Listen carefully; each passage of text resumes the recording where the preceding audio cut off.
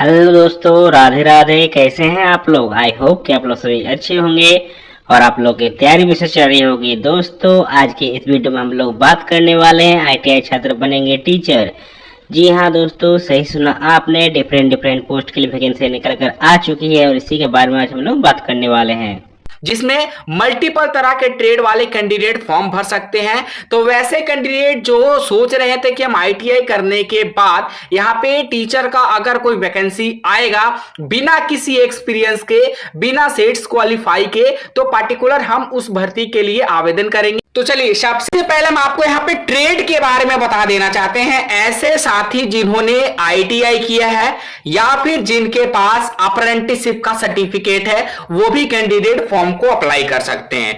Trade के बारे में बात करेंगे तो सबसे पहले यहाँ पे टोटल बात करेंगे तो 16 तरह के ट्रेड वाले कैंडिडेट फॉर्म भर सकते हैं। सोच लीजिए 16 तरह का ट्रेड इसमें एलिजिबल है। वैकेंसी कहां से निकल के आई है? तो वैकेंसी आपका निकल के आ रहा है उड़ीसा स्टाफ सिलेक्शन कमीशन। हालांकि उड़ीसा में जो भी भर्ती आता है उसके लिए यहाँ पे लोकल लैंग्वेज के रिगार्डिंग डिमांड रहता है। हालांकि जब इसका फुल नोटिफिकेशन आ जाएगा तो उसमें प्रॉपर्ली मेंशन किया रहेगा। ठीक है, अभी जो शॉर्ट नोटिस आया है उससे हम यहाँ पे बहुत हद तक इस वैकेंसी के बारे में जानने का प्रयास करते हैं। तो सबसे पहले यहाँ पे देख लीजिए, आपका नेम ऑफ द पोस्ट में बोला जा रहा असिस्टेंट ट्रेनिंग ऑफिसर का वैकेंसी निकाला गया है। और ऐसा वैकेंसी बहुत ही कम आप लोग को रेयर केस में देखने को मिलता है जहां पे बिना किसी एक्सपीरियंस, बिना सीट्स क्वालिफाई के आपको टीचर बनने का मौका दिया जाता है।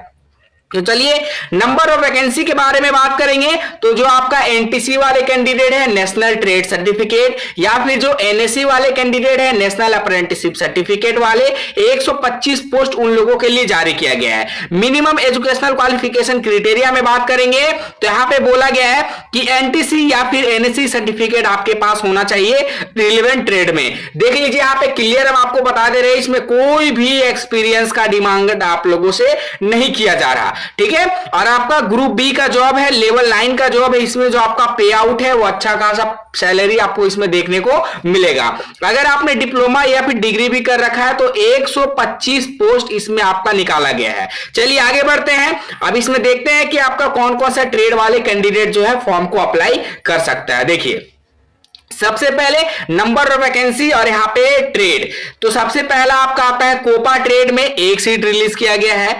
ड्रेस मेकिंग में 1 सीट है। इलेक्ट्रीशियन में आपका 46 सीट है। मतलब सबसे ज्यादा वैकेंसी आपका इलेक्ट्रीशियन ट्रेड के अंतर्गत 46 सीटें देखने को मिल रही है। उसके बाद इलेक्ट्रॉनिक्स मैकेनिक्स में मात्र 3 सीट है। फीटर में बात करेंगे तो इलेक्ट्रीशियन से भी ज्यादा वैकेंसी रिलीज किया गया, 49 सीटें जो है आपका फीटर ट्रेड वाले कैंडिडेट फिल कर सकते हैं। उसके बाद information and communication technology system maintenance में बात करेंगे तो 1 सीट निकाला गया है। वहीं आपका इंस्ट्रूमेंट मैकेनिक में बात करेंगे तो 1 सीट निकाला गया है। मैकेनिस्ट में भी आपका 1 सीट है और यहाँ पे मैकेनिक डीजल में भी आपका 1 सीट यहाँ पे रिलीज किया गया है। देन उसके बाद यहाँ पे बात करते हैं मैकेनिक रेफ्रिजरेटर और एयर कंडीशनिंग में, तो इसमें आपका 3 सीट है।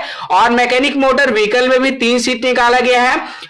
पेंटर में बात करेंगे तो सिर्फ और सिर्फ 1 सीट। प्लम्बर में आपका 2 सीट। टर्नर में आपका 3 सीट रिलीज किया गया है।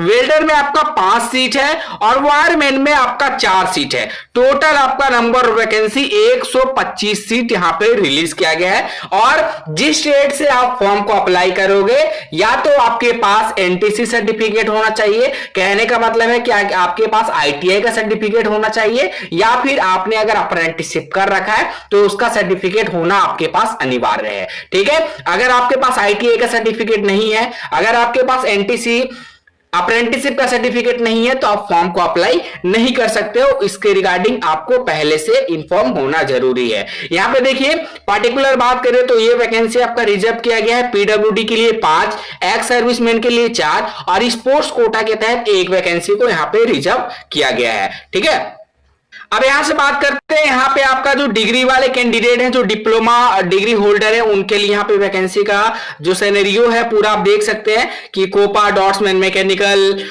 इलेक्ट्रीशियन हो गया, इंजीनियरिंग ड्राइंग हो गया, इस तरह करके यहाँ पे जो सीटों का बंटवारा किया गया है। तो यहाँ पे भी बात करेंगे तो टोटल यहाँ पे भी आपका 125 सीट देखने को मिल रहा, मतलब आईटीआई और यहाँ पे एनएससी के लिए भी आपका 125 सीट रिलीज किया गया है, और यहाँ पे डिप्लोमा और डिग्री वाले के लिए भी 125 सीट पे आपका वैकेंसी रिलीज किया गया है। अभी तक इसका ऑनलाइन अप्लाई का जो लिंक है वो एक्टिव नहीं हुआ है, ऑनलाइन अप्लाई का डेट यहाँ पे रिलीज नहीं हुआ है, उसके रिगार्डिंग आप लोगों को थोड़ा सा वेट करना पड़ेगा।